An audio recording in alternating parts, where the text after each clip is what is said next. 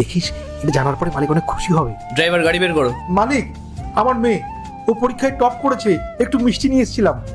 এই না না, আমাদের কোনো মিষ্টি লাগবে না। রাহুল, আমরা কি এখন এই ড্রাইভারদের দেওয়ার মিষ্টি খাবো নাকি? আর পাগল নাকি তুমি? এই ঠিক আছে, এসবের কোনো প্রয়োজন নেই। পাশ করেছে, ভালো হয়েছে। এই তুমি যাও এখান থেকে। ম্যাডাম, আপনি তো একবার জিজ্ঞেস করুন আমার মেয়ে কোন পরীক্ষায় টপ করেছে।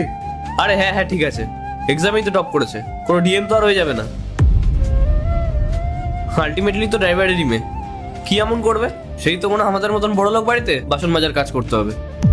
আর হ্যাঁ, নিজের মেয়েকে একটা কথা ভালোভাবে বুঝিয়ে দেবে, আমাদের মতন বড় লোকদের সঙ্গে যেন বরাবরই না করতে আসে। ভালো করে বুঝিয়ে দেবে। গাড়ি বার করো। কিন্তু ম্যাডাম, আপনারা এরম ভাবে কেন কথা বলছেন?